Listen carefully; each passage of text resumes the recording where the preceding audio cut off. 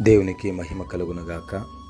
ఈ దినం దేవుని వాక్యం, యెహోవా ప్రమాణం చేసి ఉన్నాడు, ఆయన మాట తప్పనివాడు. గమనించినట్లయితే గనక ప్రభువు ప్రమాణం చేశాడంటే, ప్రామిస్ చేస్తే ఆయన ఎప్పటికీ కూడా మాట తప్పే దేవుడు కాదు. ఆయన నరమాతుడు కాదు అబద్ధమాడుటకు, నరుడు కాదు మాట మార్చుటకు, నరుడు కాదు అసత్యము పలుకుటకు. ఆయన చెప్పినది చెప్పినట్లు చేసే దేవుడు. మాట ఇచ్చి తప్పిపోయే దేవుడు కాదు. మాట ఇచ్చి దాన్ని నెరవేరుస్తాడే కానీ ఎన్నటికి కూడా తప్పిపోయే దేవుడు ఎంత మాత్రమునో కానే కాదు. దావీదుతో దేవుడు ప్రమాణం చేశాడు. దావీదు, నిన్ను బట్టి ఇశ్రాయేలీలో ఈ వంశంలో ఒక నేను రాజుగా చేస్తాననేసి. దావీదు మరణించిన తర్వాత ఎంతోమంది వ్యక్తులు అతని వంశంలో పుట్టారు.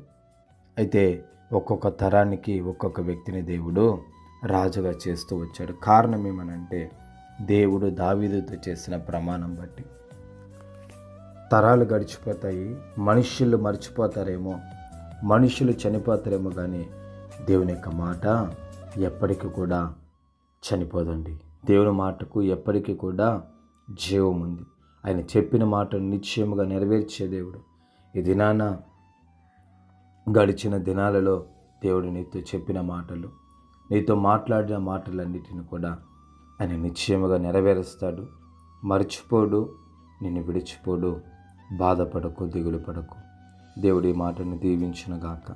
పరిశుద్ధుడా స్తోత్రం. ఈ మాటను బట్టి మీకు వందనాలు చెల్లిస్తున్నాం. కృప చూపండి యేసు నామములో తండ్రి. ఆమేన్, ఆమేన్.